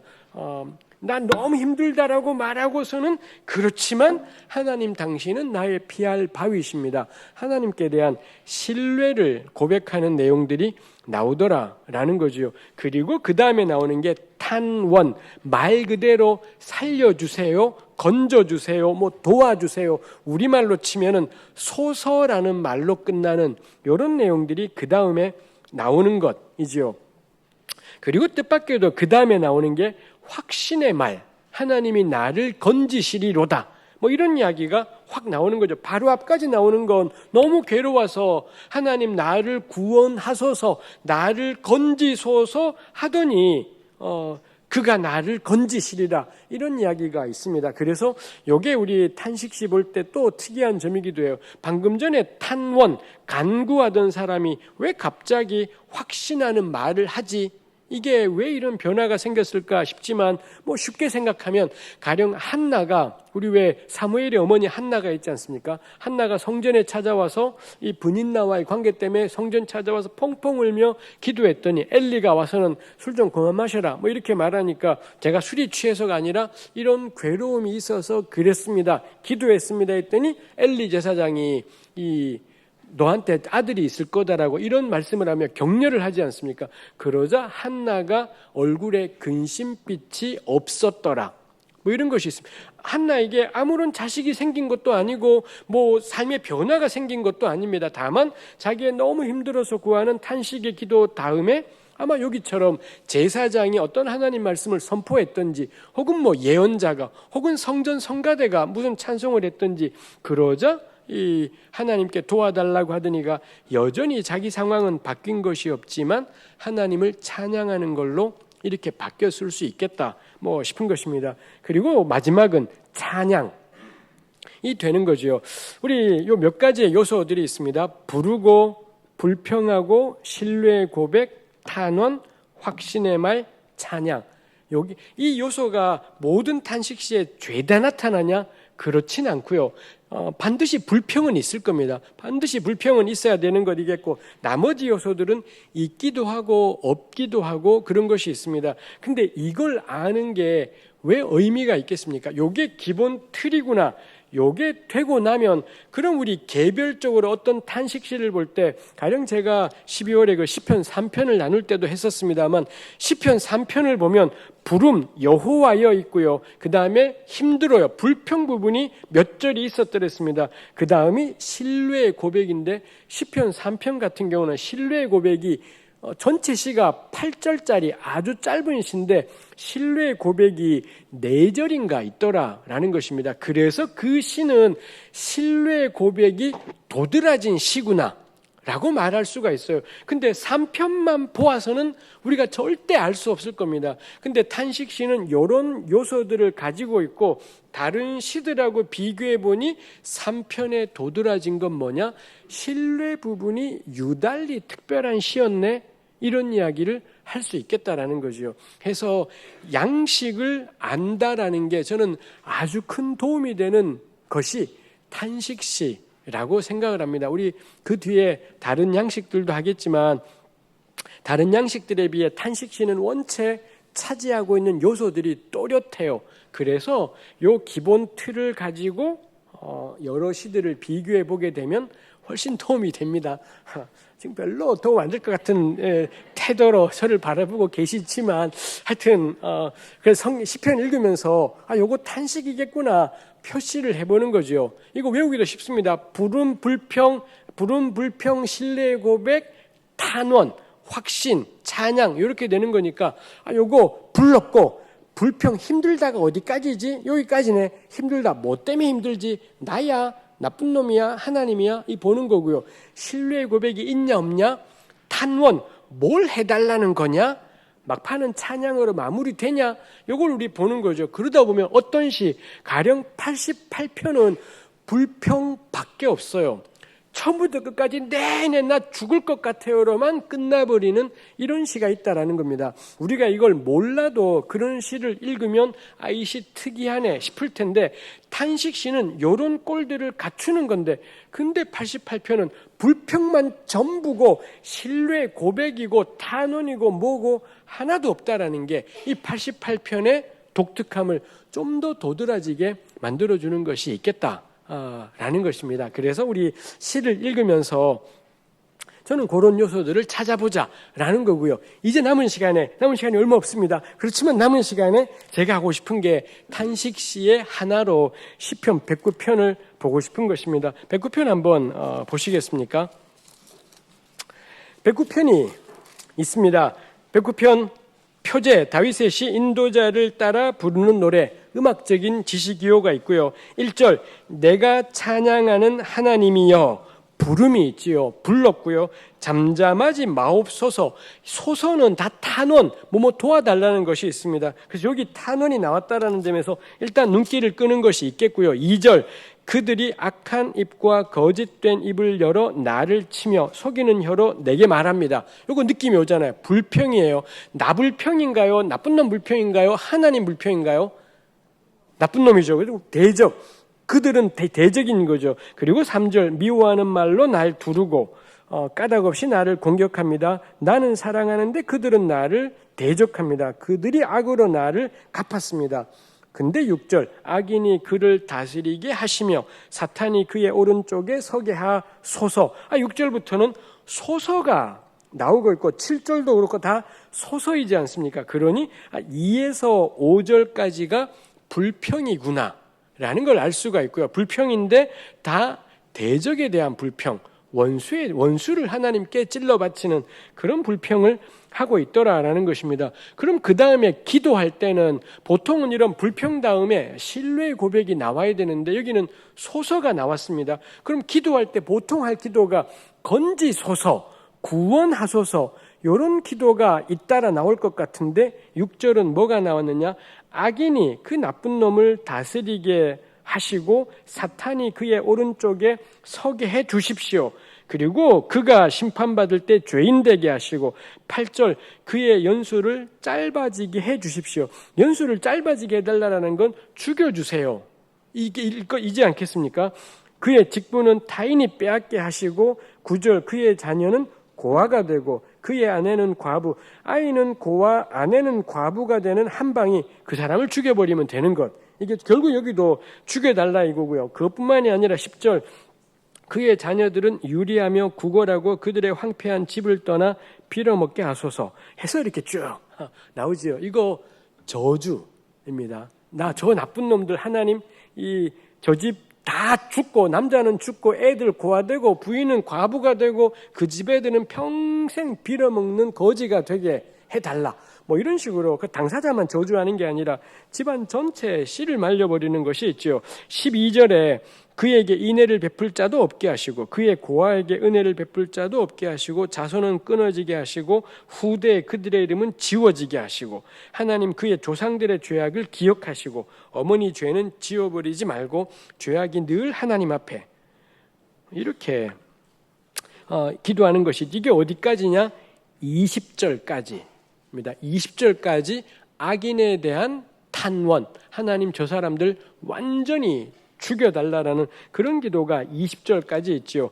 그리고 21절에 그러나 주 여호와여, 아까 있었습니다만 보통 이런 것들은 신뢰 고백할 때 그렇지만 주 여호와여 당신은 나의 피난처 이렇게 되는데 21절 그러나 주 여호와여 주의 이름으로 말미암아 나를 선대하소서 주의 인자하심이 선하시오니 나를 건지소서.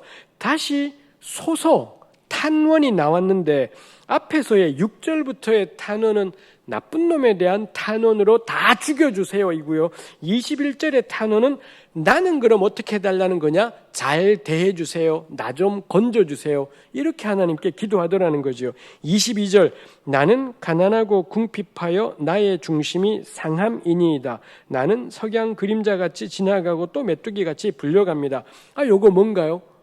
불평이지요.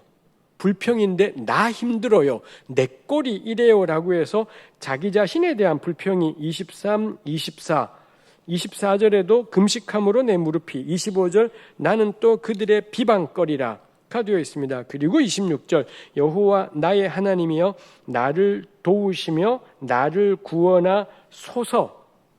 다시 이렇게 자기 자신에 대한 탄원이 나오는 것이 있더라이죠. 그리고 마지막 30절에 가면 내가 입으로 여호와께 크게 감사하며 많은 사람 중에서 찬송하리니 그가 궁핍한 자의 오른쪽에 서사 그의 영혼을 심판하려 하는 자들에게서 구원하실 것임이라. 뭐 일종의 찬양의 다짐 이런 이야기들이 마지막 30, 31절에 있는 것을 볼 수 있습니다. 후닥닥 우리 전체 내용을 살펴본 것입니다만 우리 탄식 그냥 백구편을 보면 그냥 백구편을 보아도 이게 충격적인 내용들입니다. 근데 탄식시의 기본 틀을 생각하면 부름, 불평, 신뢰 고백, 탄원, 찬양 이렇게 가는 것인데 이 백구편의 특징은 부름 한 다음에 나쁜 놈 악인에 대한 불평, 그 다음에 악인에 대한 탄원, 자기 자신에 대한 불평, 자기 자신에 대한 탄원, 마지막은 찬양 이렇게 되어 있다라는 점에서 이 백구편이 다른 탄식시들에 비해서 도드라진다라는 거죠. 가장 도드라지는 게 악인에 대한 탄식과 나에 대한 탄식, 악인에 대한 탄원과 나에 대한 탄원 이게 차이가 있다라는 거죠. 그리고 뭐 나에 대한 탄원도 있지만 훨씬 딴시와 도드라지게 만드는 게 6절부터 20절까지에 있는 원수에 대한 탄원이더라는 거죠. 이 원수에 대해서 원체 야무지게 저주를 해버리는 내용들이 있더라라는 것입니다. 그래서 이런 백구편 같은 시, 이게 양식으로는 탄식시입니다. 근데 안에 저주하는 내용이 있다 보니 백구편을 흔히 저주시라고 사람들은 부릅니다. 구약 성경에 제가 나눠드린 자료에 있는 것처럼 저주시가 적지 않은 편수가 나와 있어서 시편에 실린 것이 있어서 매우 특이하다라고 할 수 있죠. 제가 언젠가 설교에서 나눈 적이 있습니다만 우리 시편을 요즘에 우리 개신교에서는 교동문, 주일 예배 때 하는 교동문에 시편이 남아 있어서 우리 주고받고 읽고 우리 주일날 은혜교회도 주일날 나누는 시편은 거의 대부분이 교동문은 다 시편에서 온 것들입니다. 근데 교동문 시편에 없는 본문이 뭐냐? 이런 저주시, 이지요. 해서 가령 뭐 저주시가 없는 것도 이해는 될 만하죠. 목사님께서 그의 연수를 짧게 하시며 그러면 회중은 그의 자녀는 고아가 되고 뭐 이런 걸 우리가 주고받고 있을 수는 없다 보니 이 교동문에서 빠져버렸습니다. 그러자 어떤 이 신앙인들은 그런 도전을 하는 거죠. 이런 걸 공동체에서 함께 읽기 불편해서 빼버린다면 그건 당신들이 성경보다 더 잘 기도할 수 있다고 말하는 거나 마찬가지다 라고 하면서 저주의 시가 신앙 공동체 내에 꼭 회복되고 사용되어야 된다 이렇게 주장하는 사람들이 많이 있더라라는 것입니다. 저 역시 이게 성경 안에 존재하고 하는 한 저는 이 저주의 기도가 우리 공동체 안에도 필요하겠다 싶은 거고 그렇지만 신중하게 이 저주의 기도를 어떻게 우리가 생각할지가 필요하겠다 싶은 것이 있습니다. 해서 제가 나눠드린 자료에 이 저주의 시를 어떻게 봐야 될지에 대해서 원수에 대한 이러한 뚜렷한 저주가 오늘 우리에게 말하는 것은 무엇인가에 대해서 한 5가지, 6가지 그렇게 적어둔 것이 있습니다. 우리 그거 생각하는 걸로 이 마무리를 해야 될 것 같습니다. 대적에 대해서 시편 기자들은 6절부터 보듯이 살벌하게 저주하는 것이 있습니다. 전 이런 저주의 기도는 자신의 분노에 대한 솔직한 표현이다 싶은 게 있습니다. 시편 기자는 너무 억울하고 괴로운 것인 거고요. 그래서 어떻게 하나요? 말을 해요. 말을 해서 하나님 저 집에 씨를 말려달라고. 지금 이 시편 기자한테 저 집 사람이 잘못한 거지 그 집에 애가 무슨 잘못이냐, 이건 논리가 이 시편 기자하고는 상관이 없습니다. 이 시편 기자는 그냥 하나님께 나가서 하나님 쟤 죽여주시고요, 저 집 애들은 다 박살을 내주세요라고 이렇게 아뢰는 것이 있더라라는 겁니다. 이거 의미가 있겠지만 일단 먼저 짚고 갈게. 저주의 말이 나와 있지만 사실은 이 저주는 저는 이 불의에 대한 분노의 표현이다 싶은 것이 있습니다. 그러고 보면 우리 구약 성경의 또렷한 이미지는 진노하시는 하나님입니다. 심지어 거기 적어두었지만 시편 7편에 가면 매일 분노하시는 하나님, 이런 이미지가 우리 하나님의 모습 가운데 존재하는 것이 있더라이죠. 마지막 날에 온 땅 사람들이 막 바위 틈에 숨고 동굴에 들어가 숨는 까닭이 뭐냐? 어린 양의 진노 때문에 다 숨게 되는 날이 온다. 이런 것이 있습니다. 마지막 날에 하나님의 이 어마어마한 진노가 있다라는 거고, 그럴 때 저는 이 분노하시는 하나님의 모습이 있고, 시편 기자 역시 저질러지고 있는 악에 대한 명확한 분노의 표현이 저는 이 저주 기도의 첫 번째 의미이다 싶은 것이 있습니다. 글쎄요, 저는 오늘 우리 시대가 또 이와도 연관되겠다 싶어요. 더 이상 우리 좋은 말들로만 있지는 않습니다. 우리가 관계가 깨진 것이 있고 서로가 뒤틀려 버린 것이 있는데 형제님 사랑해요, 자매님 축복해요로 문제는 해결되지 않습니다. 오히려 이런 것들은 우리의 육성을 저는 강화시킨다 생각을 해요. 우리 하나도 좋은 사람이지 않습니다. 하나도 괜찮은 성품이지도 않은데 근데 애써 형제님 사랑해요, 그렇지만 형제님을 축복합니다 라고 말해요. 전 내용이 하나도 없는 말일 거라고, 그게 우리 성품을 바꾸지도 못하고 우리 성품을 부드럽게 만들지도 못할 거다 싶은 것이 있습니다. 분노는 글쎄요, 근데 분노가 조심스러운 게 우리의 대부분의 분노는 불이익을 당할 때 분노하기 때문에, 잘못된 일이 있어서 분노하는 게 아니라 손해가 되면 길길이 날뛰지만 불의에 대해서는 오히려 우리가 쉽게 넘어가요. 불의도 나에 대한 불의에 대해서는 우리가 고도로 예민한 것이 있을 수도 있지만 다른 사람이 겪는 불의에 대해서는 또 분노의 정도가 확 죽어버리는 것이 있기도 하지요. 그래서 시편 기자가 여기 그 집 아이까지, 그 집 아이뿐만이 아니라 자손 대대로 기억이 없어지게 해달라고 말한다라는 게 진짜 이 사람 화난 겁니다. 화가 머리 끝까지 차올라서 하나님께 자신의 분노를 표현하고 있는 것이 있겠다이죠. 좀 분노는 표현될 필요도 있다 싶은 것입니다. 당장 우리 맨날 막 열받아하고 치고받고 싸우자라고 하는 것이 아니라 사랑하는 척을 하며 살 수는 없는 것이겠다가 있을 것 같습니다. 그 다음에 두 번째 제가 적은 것이, 이 시편 기자는 근데 분노하고 정말 죽이고 싶은 겁니다. 근데 뭐라고 하느냐? 죽여버리는 것이 아니라 죽여달라라고 하나님께 아뢰고 있지 않습니까? 여기 전제는 원수는 누가 갚는 거냐? 내가 갚는 게 아니라 하나님이 갚는다라는 게 이 시편 기자의 전제입니다. 내가 저 사람 때문에 너무 분노하고 모욕과 수치 함부로 한 것 때문에 너무 분노하지만 마음 같아서 내가 가서 어떻게든 말로든 행동으로든 되갚아주고 싶은데 시편 기자는 무엇을 하는가 하면 하나님을 향해 하나님 저 사람뿐 아니라 저 집의 애들까지 다 박살을 내달라고 아뢰요. 하나님께 아뢰는 거죠. 우리 이거 전제가 있습니다. 고대 중동의 신은 아까 우리가 본 것지만 마력이 있다라고 생각을 해서 기도할 뿐 아니라 뭐 어떤 행동들도 하지 않습니까? 우리 뭐 흔해 빠진 인형에다가 막 바늘을 꼽는다는 둥 마는 둥 이런 것들이 다 이런 게 효력이 있다고 생각하니 주술적인 행동을 하잖아요. 근데 시편 기자는 기도하면 이 말이 무슨 효력이 있어서 능력이 나타나는 거냐? 전혀 그런 식의 생각은 기도의 이런 건 전혀 없습니다. 다만 하나님께 아뢰요. 하나님께서 저 집의 자손들까지 전부 다 죽여달라고 아뢰는 것이 있더라라는 것입니다. 원수 갚는 것은 나에게 있다. 우리 개역성경이 이상하게 번역해서 전혀 그렇게 안 느껴지지만 신명기 32장 35절에 원수 갚는 것은 나에게 있다. 명확하게 그런 표현이 있습니다. 저는 이거 아주 중요한 신앙 고백이라고 생각을 합니다. 그래서 6절부터가 격렬한 복수심, 폭력적이고 이런 내용으로 가득해요. 근데 실제로는 뭔가요?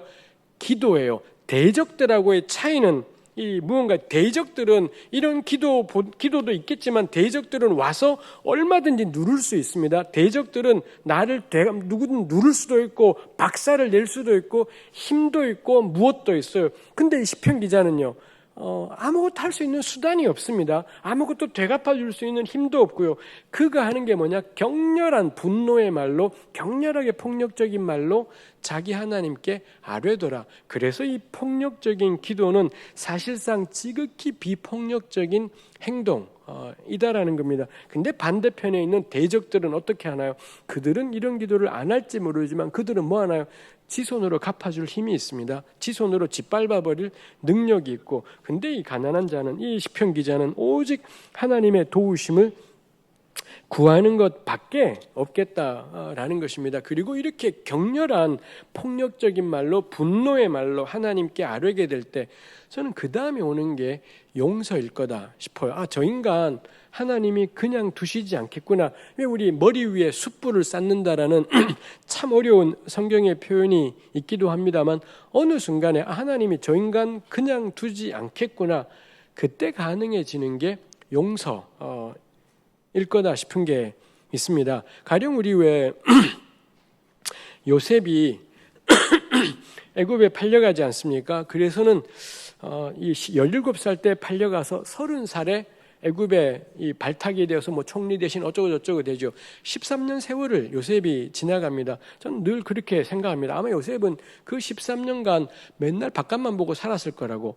오늘이라도 아버지가 오지 않을까? 형들이 오늘이라도 나 데리러 오지 않을까? 설마 분명히 자기가 식구인데 나를 팽개쳐버리고 안 돌아볼 이 사실인즉슨 이 형제들은 요셉이 짐승한테 죽었다고 거짓말했고 아버지는 그렇게 생각했겠지만 이 형제들은 자기가 안 죽은 거 알잖아요. 그러니 나중에라도 사실 우리가 구라쳤어요 하고 요셉이 애굽에 갔어요. 그럼 아버지랑 막 찾으러 오고 아마 요셉은 17살 때부터 계속해서 집을 생각했을 겁니다. 근데 그 집이 아무도 자기를 데리러 오지 않고 완전히 잊혀져 버린 거죠. 요셉이 저는 분노했을 거다 싶습니다.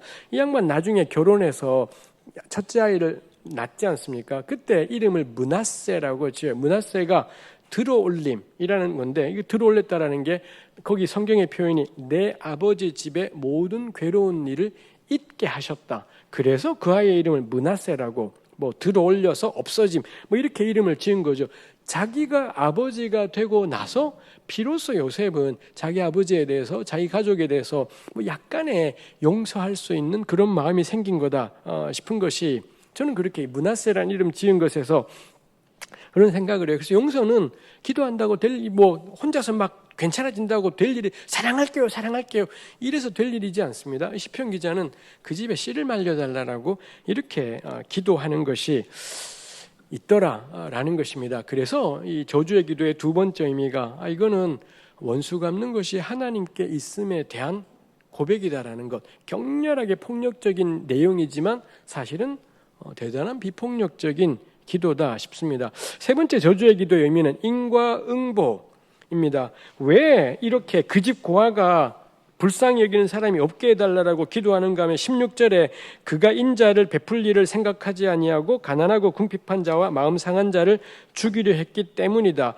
이 대적이 진작부터 가난한 자, 궁핍한 자 짓밟고 유린했다라는 거죠. 그러자 시편 기자는 하나님, 저 집애가 고아가 되고 가난해지면 아무도 저 집애를 안 챙기게 해주세요 라고 기도해요. 이게 원칙적으로 따지면은 인과응보, 그가 뿌린 것대로 그에게 돌아온다라는 이런 의미로 우리가 생각을 해볼 수 있겠다라는 것입니다.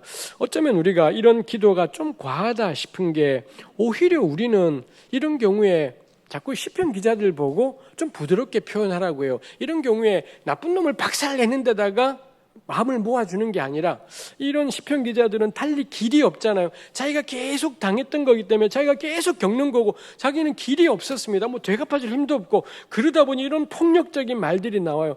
그럼 사람들은 뭐라 그러느냐? 그 나쁜 놈을 향해 너 인생 그따구로 살지 마라 하는 게 아니라 우리한테 와서 이거 외에는 이런 폭력적인 말 외에는 할 게 없는 우리한테 와서 그래도 말은 부드럽게 해야지, 그래도 주의 사랑으로 사랑해야지, 이렇게 이 번지수를 잘못 찾아오는 것인 거죠. 이 사람 찾아오면 안 돼요. 이 약해서 우리 그런 적 많잖아요. 우리도 부자가 되면 너그러워질 겁니다. 우리도 부유해지면 남들 용서될 거고요. 우리도 잘 나가면 남들한테 좀 더 관대할 수가 있을 겁니다. 근데 우리 가난했던 적, 너무 힘든 적들 있지 않습니까? 우리 바닥인 적, 그때 관대하지 않아요. 근데 자꾸 가난한 사람 보고 관대하래요. 약자 보고 자꾸 더 품으라고 그러고, 그건 나도 네 처지 되면 품을 수 있다고. 나도 인생 펴지면 누구든 용납하고 누구든 품을 수 있는 거지 않습니까? 그러면은 그 사람 보고 말할 게 아니라 그 가난한 사람 보고, 그거 외에는 길이 없는 사람 보고 자꾸 착해지라고 품위 있게 말하라고 이렇게 이야기해서는 안 된다 싶은 것이 있지요. 그래서 네 번째가 결국 저주의 기도는 죄에 대한 대적입니다. 이 악인이 이미 이렇게 악을 행해 왔기 때문에 그에 대해서 대적하죠. 우리 22절에서 아까 보았듯이 시편 기자는 가난하고 궁핍해요. 가난하고 궁핍하다 보니, 그리고 마음이 상한 자, 이 상했다라는 게 뻥 뚫려버린 겁니다.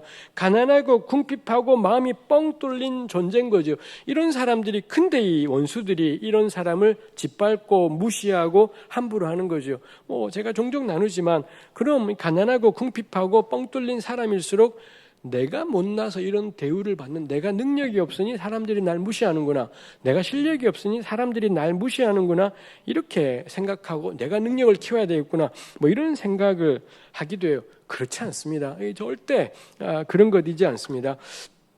이런저런 이 사회학적인 심리학적인 실험들이 있습니다. 그래서 미국 같은 경우에 미국 사회의 약자가 흑인 여성 아시아인들이죠.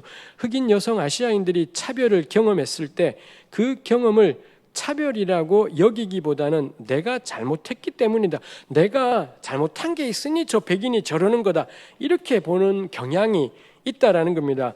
자신의 잘못 때문에 차별받았다라고 생각을 하는 게 내가 아시안이라서, 흑인이라서, 여성이라서 차별받았다라고 보는 것보다 심리적으로 덜 불편하대요.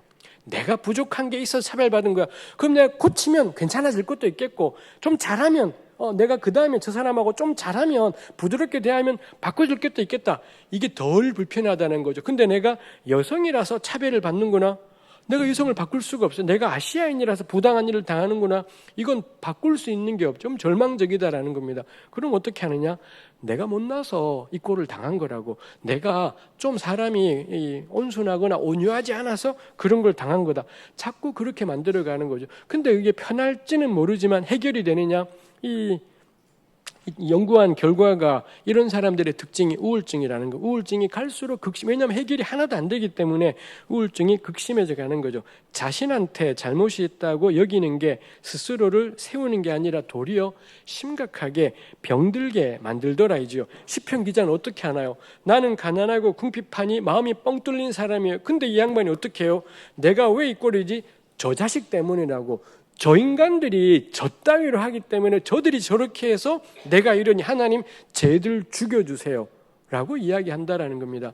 나의 부족함 탓을 하는 게 아니라 나의 모자람, 내가 미숙해서라고 탓을 하는 게 아니라 이 바깥에 있는 악의 세력에 대해서 명확하게 인식하고 규탄하고 이런 행동들이 있더라라는 것입니다. 아이고, 시편 기자가 대단하구나. 보통 가난한 사람들은 자기가 사회에 민폐를 끼쳤다고 생각할 텐데 이 시편 기자는 그렇게 생각하지 않아요. 하나님, 저 집안을 완전히 말살시켜버려서 대대로 누구도 저 집을 기억하지 못하게 해주세요 라고 이야기하는 겁니다. 조심할 것, 그렇다고 우리가 잘못이 한 개도 없냐? 안 그래요. 우리는 시편 기자기보다는 우리 조심할 게, 우린 시편 기자가 아니라 대적일 가능성이 아주 높습니다. 그래서 그 자리를 일단 서야 되는 건 이 먼저겠고요.